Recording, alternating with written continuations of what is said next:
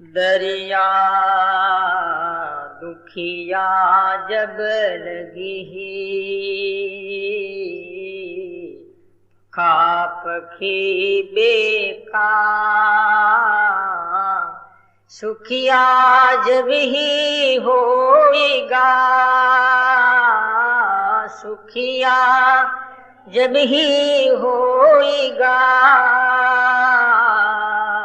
राजनिकंठा राम, राजनिकंठा राम। बोलो राम।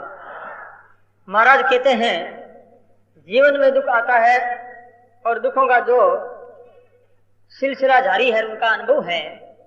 ये अनुभव कब तक है? महाराज जी कहते पका पकी बेका, जब तक पक्ष और अपक्ष है, राग द्वेष से भरा हुआ अंधकरण है, अपना और पराया है। अयम निज परो गणना लघु चित साम, उदार सरिता नाम तो वसुदेवी कुटुंबकम।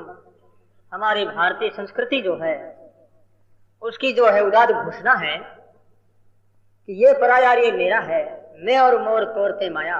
गोस्वामी तुलसीदास जी महाराज ने बिल्कुल सरल कर दिया, ये मेरा, ये तुम्हारा, ये माया। महाराज कहते जब तक ये पका और पकी है तब तक दुखी होना पड़ेगा।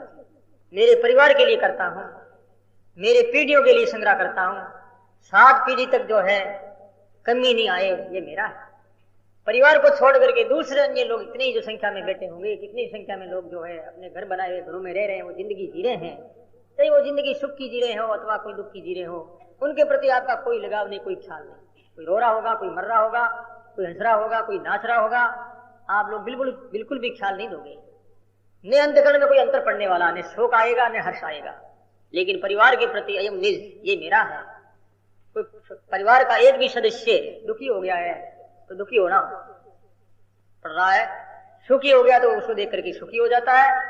इस प्रकार से जो ये महाराज श्री कहते हैं ये प्रभाव है जीवन में, और इन पारिवारिक प्रभाव जो अंतकरण में पड़ता है, इन प्रभावों को दूर करना होगा। यदि सुख की जिंदगी जीना है तो ये तो होने वाला है, जो होता है होगा, इसी को कोई रोक नहीं सकता है। होने वाला होता है और हो रहा है तो उसके लिए चिंतन नहीं होना चाहिए। अच्छा हो रहा है तो वो भी होना है, भावी है, और बुरा हो रहा है तो वो भी भावी, वो भी होना है। हमारे चिंता करने से भी उसकी जो है कोई औषधि है नहीं। चिंता करने से वो भी अच्छा सफल हो जाए, ये भी हो नहीं सकता।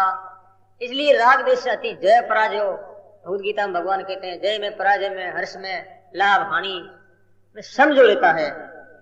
और सम कौन रहता है? जो सत्संगी है, जो मुख्य जो है परमात्मा के नाम को जान लिया है। ये भगवान का नाम, राम का नाम, ये मुख्य सर्वोपरि जीवन में हृदय में प्राथमिकता का स्थान प्रभु का नाम के प्रति है। तो उन्हें परिवार को देकर के दुखी होंगे, उन्हें दूसरों को देकर के दुखी होंगे। जो धरोहर और जो धन है वो तो आपके पास है, उसमें तो कोई कमी आ ही नहीं रही है, वो तो बढ़ रही है। इसलिए आपके हृदय में प्रसन्नता का स्थान बन जाएगा। उसके बाद में प्रसन्नता बिल्कुल भी कभी भी उसमें कटौती नहीं होगी। आज जो कटौती हो रही है वो अविवेक के कारण से हो रही है, दुरुपयोग के कारण से हो रही है। इस वास्ते लोगों के जीवन में ऐसी बातें घर कर लेती है जिसके कारण से कि ममता मोह से वो दुखी और सुखी होते हैं, और कई प्रकार की ऐसी बीमारियां हो जाती है, हार्ट अटैक की, ब्लड प्रेशर है, कई ब्रेन हेमरेज वगैरह जो है। तो क्या दुखी होने से कौन सा परिवार सुखी हो गया? दुखी होने से क्या धन का आगमन होता है, या कोई शुभ वस्तु का आगमन होता है, या कोई फायदा होता है? कोई लाभ नहीं।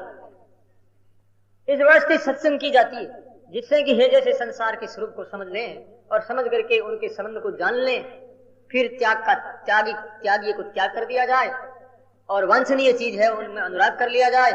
परमात्मा वो वांछनीय है, आवश्यक है, उनसे अनुराग करना चाहिए, और जगत ये त्याज्य है उनका त्याग कर देना चाहिए।